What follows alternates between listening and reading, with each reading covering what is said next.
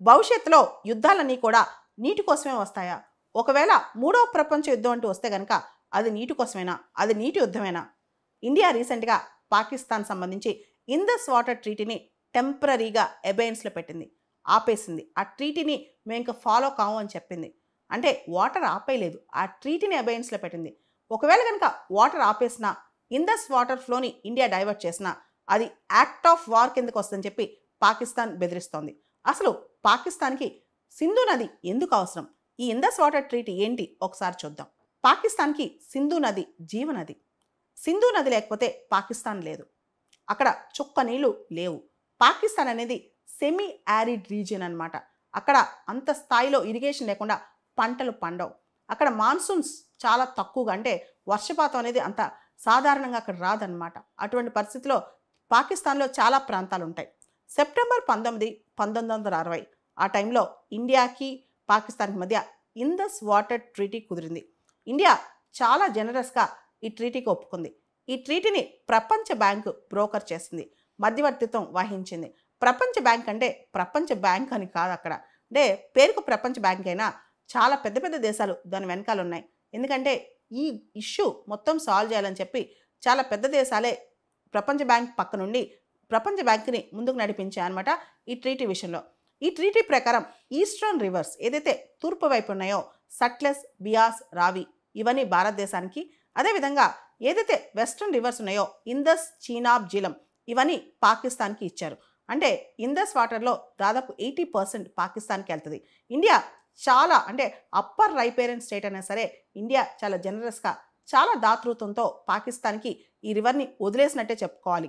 అయితే ఇండియా పాకిస్తాన్ వైపు వెళ్ళే ఇందస్ ట్రిబ్యూటరీస్ ఏవైతే ఉన్నాయో, ఇందస్, చీనాబ్, జీలం, దీనికి సంబంధించి నాన్ కన్జంప్షన్ పర్పస్ కూడా వాటర్ వాడుకోవచ్చు అనమాట.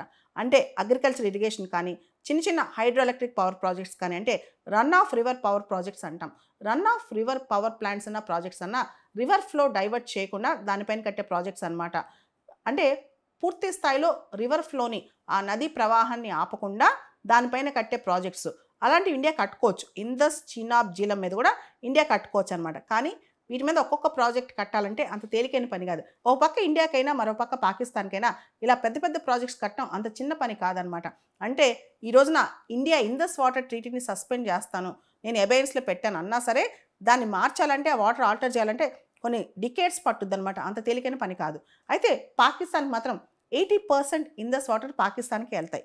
పాకిస్తాన్లో 80% సాగు భూమి, కల్టిబుల్ ల్యాండ్ అనేది ఇందస్ వాటర్ పైన ఆధారపడింది. అంటే దాదాపు 16 మిలియన్ హెక్టేర్స్ పాకిస్తాన్లో కల్టిబుల్ ల్యాండ్, 80% సాగు భూమి, 16 మిలియన్ హెక్టేర్స్ ఇందస్ వాటర్ మీద ఆధారపడింది అనమాట.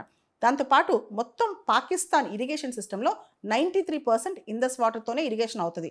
అండ్ పాకిస్తాన్లో బాగా పండేవి వీట్ కానీ, రైస్ కానీ, షుగర్ కేన్ కానీ, కాటన్ కానీ, ఇవన్నీ వాటర్ గజ్లర్స్. వీటికి నీళ్లు చాలా కావాలి. అంటే వరి పండాలన్నా, గోధుమలు పండాలన్నా, షుగర్ కేన్ పండాలన్నా చాలా నీళ్ళు కావాలన్నమాట.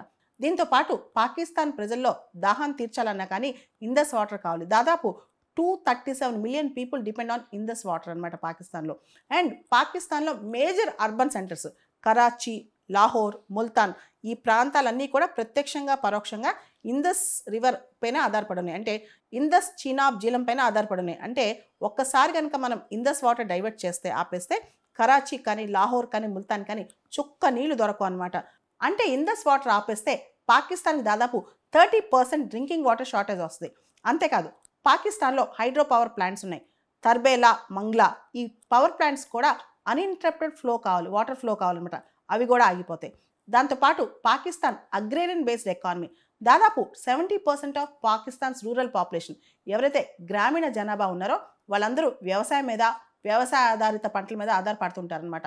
ఈ టైంలో పాకిస్తాన్ జీడిపి ఎఫెక్ట్ అవుద్ది. ఆల్రెడీ పాకిస్తాన్లో విపరీతమైన నష్టాలు ఉన్నాయి. పాకిస్తాన్ ఎకానమీ అస్సలు బాగాలేదనమాట. ఇప్పుడు కనుక ఇందస్ వాటర్ ఫ్లో ఆగిపోతే, పాకిస్తాన్ పంటలు పండకపోతే అక్కడ ప్రజలకి తినడానికి తిండి కూడా కరువు అవుద్దనమాట.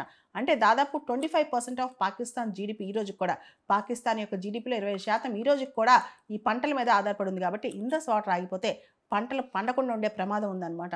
ఈ సందర్భంగా పాకిస్తాన్ డ్రింకింగ్ వాటర్ కానీ, పంటలకు కానీ, పాకిస్తాన్ ఆర్థిక వ్యవస్థకు కానీ ఇవన్నీ కూడా చాలా అవసరం. ఇప్పుడు పాకిస్తాన్లో డబ్బులు లేకపోతే, ఆల్రెడీ పాకిస్తాన్ ఫారెక్స్ రిజర్వ్స్ క్రైసిస్లో ఉంది. ఇప్పుడు పాకిస్తాన్లో డబ్బు లేకపోతే ఇంకా అప్పులు తెచ్చుకునే ప్రమాదం ఉంది. పాకిస్తాన్ ఆర్థిక వ్యవస్థ మొత్తం పూర్తి స్థాయిలో కుప్పకూలిపోయే ప్రమాదం ఉందన్నమాట. అంటే ఫుడ్ ప్రొడక్షన్, ఆహార ఉత్పత్తి లేకపోవటం, అర్బన్ వాటర్ సప్లై మొత్తం ఆగిపోవటం, పాకిస్తాన్లో పవర్ జనరేషన్ ఆగిపోవటం అండ్ పాకిస్తాన్లో ఇవన్నీ జరగటం వల్ల అన్ఎంప్లాయ్మెంట్ పెరిగిపోవటం, మైగ్రేషన్ పెరిగిపోవటం, లోన్ డిఫాల్ట్ అంటే అంతర్జాతీయంగా పాకిస్తానీ ప్రభుత్వం కట్టే లోన్స్ డిఫాల్ట్ అవటం, ఇవన్నీ జరిగి ఫైనల్గా పాకిస్తాన్ పూర్తి స్థాయిలో ఆల్రెడీ ఫెయిల్ స్టేట్ ఇంకా ఫెయిల్ స్టేట్ అయ్యే ప్రమాదం ఉందన్నమాట. అందుకనే ఇండస్ వాటర్ ట్రీటీ భారతదేశం మనం చూస్తే 1947, 1948లో ఎప్పుడైతే మనకి స్వతంత్రం వచ్చిందో ఆ టైంలో ఇండియా పాకిస్తాన్ మధ్య యుద్ధం వచ్చింది. తర్వాత 1965లో యుద్ధం వచ్చింది. ఆ యుద్ధం 66లో తాష్కెంట్ ఒప్పందం ద్వారా మళ్ళీ అది ఆగిందనమాట. తర్వాత 1971 బంగ్లాదేశ్ లిబరేషన్ అప్పుడు ఇండియా పాకిస్తాన్కి యుద్ధం వచ్చింది. 1972లో షిమ్లా ఒప్పందం కుదిరింది. తర్వాత కార్గిల్ వార్ 1999లో కార్గిల్ యుద్ధం. ఇలా 4 యుద్ధాలు జరిగాయి. 3 యుద్ధాలు ఇండస్ వాటర్ ట్రీటీ తర్వాతే జరిగాయి. అయినా కానీ ఎప్పుడు కూడా భారతదేశం ఇండస్ వాటర్ గురించి మాట్లాడలేదు. అంటే అది వాళ్ళ అవసరం, వాళ్ళకి ఖచ్చితంగా అది కావాలని ఇండియా నమ్మిందనమాట. అంతేకాదు 2008 ముంబై టెర్రర్ అటాక్ జరిగినప్పుడు కూడా ఇండియా ఇండస్ వాటర్ ట్రీటీని సస్పెండ్ చేయాలి లేదా అబైన్స్లో పెట్టాలని లేదు. లాస్ట్ 4-5 సంవత్సరాల నుంచి మాత్రమే ఇండియా పాకిస్తాన్కి సిగ్నల్ ఇస్తుంది. లాస్ట్ ఇయర్ ఇది మేము రివ్యూ చేస్తామని కూడా చెప్పిందనమాట. ఈ సందర్భంగా మనం Vienna convention on law of treaties, దాన్నే ట్రీటీ ఆఫ్ ట్రీటీస్ అంటారు. ఇది 1969లో వచ్చిందనమాట. దీనిలో ఒక ఆర్టికల్ ఉంది, ఆర్టికల్ 62. ఏదైనా ఒక ట్రీటీ మనం చేసుకున్నప్పుడు, ఒక ఒప్పందం చేసుకున్నప్పుడు దానిలో ఎగ్జిట్ క్లాజ్ లేదు, దానిలోంచి ఎలా బయటకు వచ్చే క్లాజ్ లేదు. ఉదాహరణకి మన ఇండస్ వాటర్ ట్రీటీలో కూడా దానిలోంచి స్టేట్ ఎలా బయటికి రావాలి అంటే ఆ దేశం ఎలా బయటికి రావాలి అని లేదు.